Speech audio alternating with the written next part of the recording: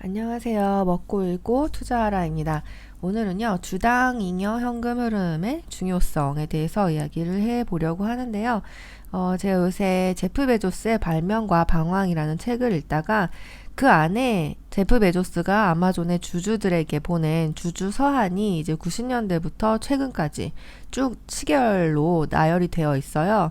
그 중에서 제가 가장 투자자 입장에서 새롭게 느꼈던 것은 2004년의 아마존 주주 서한인데요.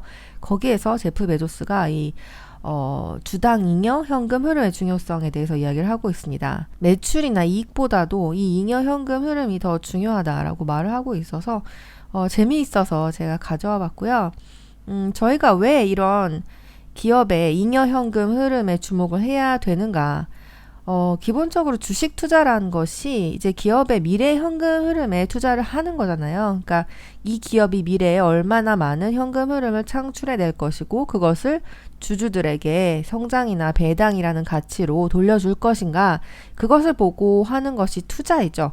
그게 아니고 이제 오늘 사서 뭐 내일 주가가 오락가락할 때 조금 더 비싸게 팔겠다 이렇게 생각을 하고 산다면 그것은 투자가 아니고 트레이닝 혹은 전매 투기꾼이라고 할 수 있겠죠.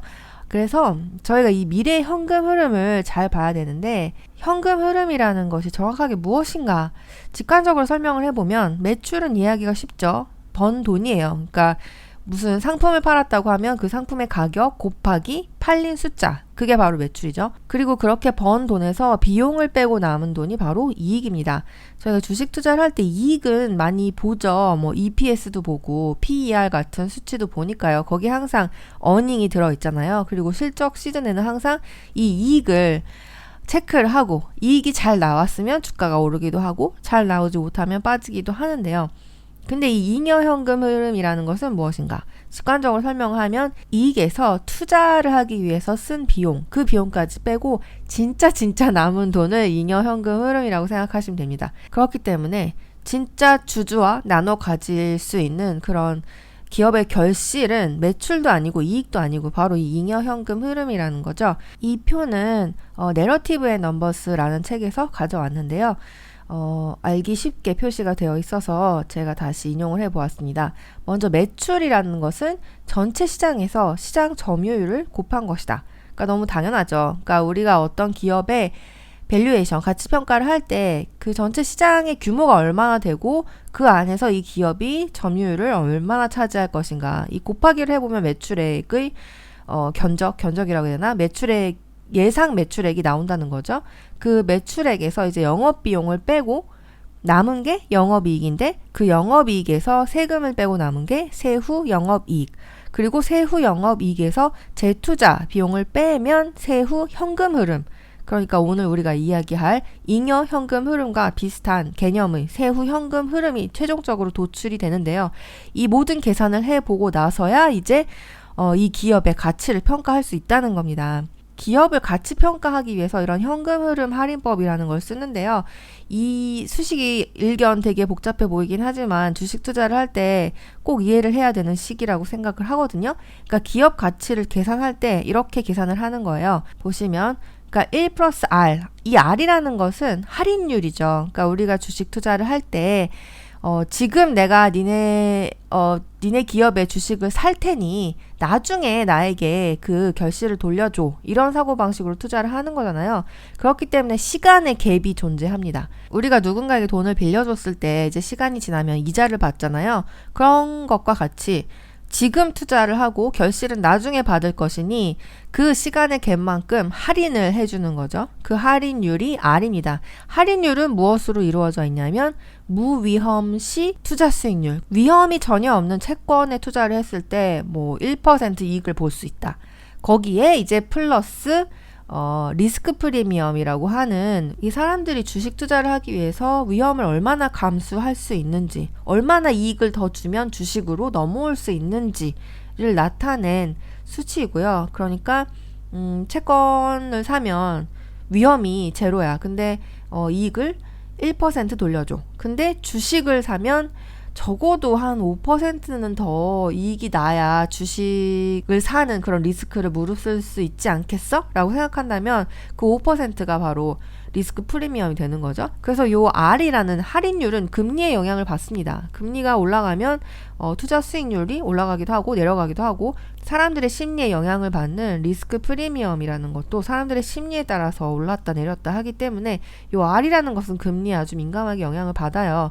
그래서 요새 금리가 올라갔기 때문에 분모가 커진 거죠, 결국. 그래서 기업 가치가 떨어진 거죠. 특히 성장 기업의 경우에는 1년 후, 2년 후뿐만이 아니고 이 금리가 낮아지면서 아주 먼 미래에 기대되는 현금 흐름까지 다 땡겨와서 기업 가치에 반영을 하고 있었는데, 요 R이라는 숫자가 올라가면서 이 부담이 생긴 거죠. 분모가 커지면서 먼 미래에 진짜 막 10년, 20년 후에 이익까지 땡겨왔던 거는 우리가 그건 좀 너무한 게 아니었을까라는 생각을 하기 시작한 거죠. 요 R이 커지면서. 그래서 기업의 가치라는 것은 1년 뒤에 CF라고 표시한 것은 캐시플로예요. 현금 흐름이에요. 1년 후에 현금 흐름을 할인율을 더해서 나눈 거죠. 뭐 할인율이 10%다 그러면 이 현금 흐름을 1.1로 나누겠죠. 그런 식으로 나눈 것. 2년 후에는 2년 후의 현금 흐름을 또 1 플러스 R 해가지고 2년이니까 제곱을 하면 되겠죠. 그런 식으로 쭉 더해서 총합을 생각해서 매긴 게 바로 이 기업 가치라는 거예요. 그래서 제프 베조스는 이렇게 이야기를 하고 있죠. 기업 가치를 진정으로 반영을 하는 것은 현금 흐름이다. 매출도 이익도 아니다. 그래서 이렇게 말을 하고 있어요. 주당 잉여 현금 흐름은 우리의 궁극적인 재무 척도로 우리는 이를 장기에 걸쳐 높이고자 합니다. 회계 처리로 장부의 외관을 그럴듯하게 만드는 일과 미래 현금 흐름의 현재 가치를 극대화하는 일 중 하나를 선택해야 한다면 우리는 후자를 택할 것입니다. 이렇게 말을 했어요. 그러면서 이 제프 베조스가 아주 재밌는 예시를 들어서 오늘은 그 설명을 해드리려고 하는데요. 예를 들어서 어떤 사업가가 사람을 한 장소에서 다른 장소로 빠르게 이동시키는 기계를 발명했어요. 예를 들어서 뭐 텔레포트 머신 같은 걸 발명한 거죠. 이 기계는 연간 10만 명의 승객을 이동을 시킬 수 있어요. 그런데 이 기계는 4년밖에 못 써요. 그런데 가격이 1억 6천만 달러. 4년밖에 못 쓰니까 1년에 감가상각이 4천만 달러씩 되겠죠. 1회 이용료는 1,000달러고 1회에 드는 에너지와 자재 비용이 450달러, 그리고 인건비 및 기타 비용이 50달러. 이런 가상의 비즈니스를 한번 생각해보자 이거예요. 이게 바로 2004년에 제프 베조스가 아마존의 주주들에게 보낸 서한인데요. SEC 가시면 보실 수 있고요. 그 가상의 비즈니스의 손익계산서를 한번 살펴보자 라고 하고 있는 거예요.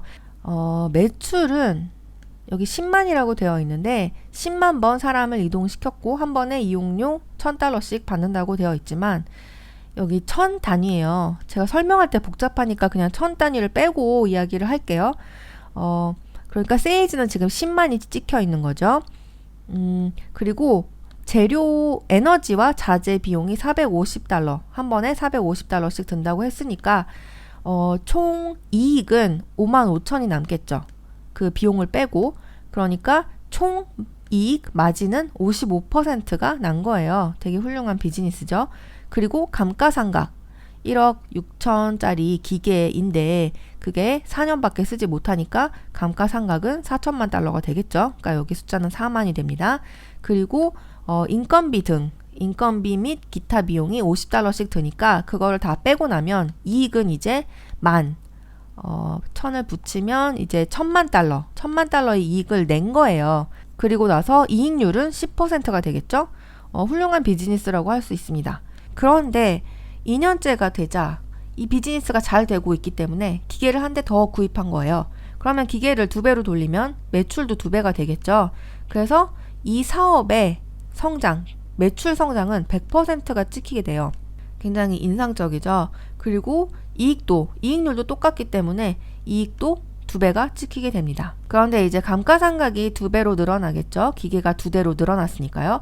그리고 인건비 등을 빼고 나면 이익은 이제 요 총 이익에서 11만에서 감가상각과 인건비를 빼면 되니까 11만에서 9만을 빼면 2만이 되겠죠. 그래서 이제 2천만 달러라는 이익이 났습니다. 그리고 이익률은 변함없이 10%죠.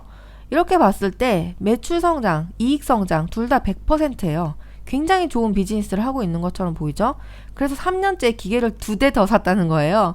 기계를 2대 더 사면 매출은 또 2배가 되겠죠. 이익도 2배가 되겠죠. 그래서 총 이익이 4천만 달러가 되어서 역시 매출 성장 100%, 이익 성장 100%. 4년째가 되자 기계를 4대 더 샀습니다. 그러자 매출, 이익 둘 다 2배가 되죠. 매출 성장률, 이익 성장률 둘 다 100%가 돼요. 그런데 이제 현금 흐름을 따져보자 하는 거예요. 현금 흐름이라는 것은 이익에 감가상각을 더한 다음에 CAPEX, 투자한 지출이죠. 투자에 쓴 지출을 뺀 건데, 이렇게 살펴보면 첫 번째 해에 이익은 그러니까 1,000만 달러가 났잖아요. 그런데 감가상각은 4천만 달러. 그래서 이걸 더하면 5천만 달러인데, 근데 이제 여기 CAPEX, 투자 설비 비용이죠. 자본적 지출이라고도 하는데, 이제 기계를 사는데 돈이 들었을 거 아니에요. 그 기계를 사는데 1억 6천만 달러라는 돈이 들었죠. 그래서 5만에서 이제 16만 빼면 마이너스 11만. 0을 3개 붙이면 어떻게 되나요? 1억 1천만 달러라는 마이너스의 현금 흐름을 기록을 하게 되는 거예요. 그리고 2년째도 마찬가지죠. 돈을 벌었어요. 이익은 2천만 달러가 났고 감가상각은 8천만 달러니까 이걸 더하면 여기 10만인데, 이제 CAPEX, 기계를 한 대 더 샀기 때문에 1억 6천만이라는 자본적 지출 비용이 있었죠. 그래서 이걸 빼면 마이너스 6천만 달러라는 현금 흐름이 생겨나고 말았다. 세 번째 해에는 기계를 더 많이 샀기 때문에 2대 샀기 때문에 이익이랑 감가상각을 더하고 자본적 지출 CAPEX를 빼면 마이너스, 이게 얼마? 1억 2천 달러라는 마이너스의 현금 흐름이 창출이 된다는 거죠. 4년째는 어떻게 돼요? 기계를 4대나 샀잖아요. 그래서 이렇게 2억 4천만 달러라는 마이너스의 현금 흐름이 창출이 된다. 이걸 다 더해보면 4년 동안 5억 3천만 달러라는 마이너스의 현금 흐름이 있었다. 그러니까 요것만 보고 매출 성장 100%, 이익 성장 100% 이러고 좋아하기에는 이르다는 거죠. 그래서 이 사업을 예를 들어서 0% 성장을 유지할 경우에 현금 흐름, 그리고 3년째, 4년째 기계를 너무 많이 사지 말고 그냥 한 대씩만 사가지고 성장률을 100%, 50%, 33% 이렇게 완만하게 가져갈 경우에 현금 흐름, 그리고 지금 여기서 살펴본 것처럼 기계를 한 대 사고 2대 사고 4대 사서 성장률을 100으로 유지할 경우에 현금 흐름을 계산을 해봤더니 기계를 한 대만 돌릴 때의 현금 흐름은 플러스 4천만 달러라는 거죠. 근데 기계를 이제 한 대씩만 추가하면서 사업을 확장했을 경우에는 현금 흐름이 마이너스 1억 4천만 달러. 그리고 기계를 계속 더해가면서 사업을 아주 크게 100% 규모로 성장을 했을 경우에는 총 현금 흐름은 마이너스 5억 3천만 달러라는 거예요. 그러니까 되게 신기한 게 이 성장을 안 할수록 현금 흐름이 플러스가 된다는 거잖아요. 그래서 여기에 이중성이 있다고 말합니다. 오늘 예로 든 이 가상의 사업, 사람을 뿅 하고 옮겨주는 이 가상의 기계, 이 사업을 하면서 기계 설비에 투자를 하면 할수록 잉여 현금 흐름이 나빠지는 이유는 뭘까요? 저희가 직관적으로 생각했을 때 투자를 많이 해서 사업을 확장시키면 사업이 좋아지고 매출도 성장하고 이익도 좋아지고 그러면 잉여 현금 흐름도 좋아지는 거 아닐까? 이렇게 많이 생각하지만 투자할수록 이렇게 잉여 현금이 나빠질 수 있다는 것을 저희가 지금 살펴봤죠. 그래서 이렇게 되는 이유는 이 사업 자체에 근본적인 결함이 있기 때문이라는 거예요. 이 사례에서는 사업을 영위하기 위한 자본 투자를 정당화할 정도의 성장이 나오지 않는다. 그러니까 사람을 여기서 저기로 뿅 하고 옮겨주는 기계, 이 기계에는 성장이 나오지 않는다는 거예요. 그렇기 때문에 기계를 계속 사서 이 사업을 벌려봤자 계속 현금 흐름이 나빠진다는 거죠. 그래서 수익이 많이 나지만 현금 흐름이 마이너스가 될 수 있는 그런 이중성 문제가 발생한다. 그랬을 때에 아마존, 그러니까 제프 베조스는 현금 흐름에 더욱 집중하겠다. 이렇게 말을 하고 있는 거예요. 이렇게도 말하고 있어요. 현금 흐름표는 마땅히 받아야 할 정도의 관심을 받지 못하는 경우가 많지만 통찰력 있는 투자자는 손익계산서로 만족하지 않습니다. 그러니까 손익만 볼 게 아니고 현금 흐름을 봐야 한다라고 말을 하고 있는 거고요. 그래서 아마존은 주당 잉여 현금 흐름의 장기적 증가에 초점을 맞추기 위해서 많은 일을 해왔다고 합니다. 예를 들어서 영업이익을 증가시키기 위해서 운전 자본과 자본 지출을 효율적으로 관리를 하고 고객 경험을 개선해서 매출을 늘려가면서 비용 구조를 간소하게 유지하면서 영업이익을 높이려고 했고 또 재고를 빨리 회전시켜서 투자 수준을 낮췄다. 재고가 빨리 회전되지 않는다면 창고를 더 많이 지어야 되겠죠. 창고를 더 많이 지어야 된다면 바로 캐펙스, 자본적 지출이 늘어난다는 거잖아요. 그래서 그런 고정 자산에 대한 투자를 낮게 유지하려는 노력을 하고 있다. 그리고 또 주식 수를 효율적으로 관리해서 주식이 희석되는 것을 막고 주주의 장기적인 가치를 높이기 위해서 애쓰고 있다. 이렇게 이야기를 하고 있어요. 주로 성장주 투자를 많이 하시는 분들은 이제 이익도 나오지 않기 때문에 매출 성장 이런 거 많이 보시잖아요. 그런데 그런 회사들이 얼마나 이 매출을 잘 관리해서 이익을 내려고 할 것인지, 그리고 이익을 내기 시작했다면 얼마나 이 투자에 대한 비용도 잘 관리를 해서 현금 흐름을 플러스로 가져갈 것인지, 여기까지 다 봐야 된다는 거죠. 저도 주로 이제 매출이나 이익 성장만 보고 현금 흐름은 유심히 보지 않았기 때문에 굉장히 지금의 저한테 도움이 되는 말이었고요. 앞으로 재무제표를 볼 때 조금 더 그런 부분을 신경 써서 봐야겠다라는 생각을 해보게 되었습니다. 네, 오늘은요, 제프 베조스의 발명과 방황 중에서 2004년에 주주 서한을 들어서 왜 매출보다 이익보다도 잉여 현금 흐름이 더 중요한가에 대해서 이야기를 해보았습니다. 투자자 여러분들께 많은 도움이 되었으면 좋겠습니다. 홍콩은요, 어제 금요일부터 다음 주 화요일까지 이제 부활절 휴가랑 청명절을 붙여서 총 5일 동안 공휴일인데요. 홍콩이 좋은 점은 바로 이건 것 같아요. 서양 휴일도 쉬고 중국 휴일도 쉬고 가끔가다 이렇게 붙여서 쉬기도 하고, 저는 이제 연차를 이틀 더 붙여서 조금 더 오래 쉬고 있는데요. 맛있는 것도 많이 먹고 홍콩 안에서 근거리 여행이라도 좀 해볼까 하는 생각을 가지고 있습니다. 여러분들도 주말 즐겁게 보내시고요. 또 다음 시간에 도움이 되는 내용으로 찾아오겠습니다. 다음 시간에 만나요. 안녕.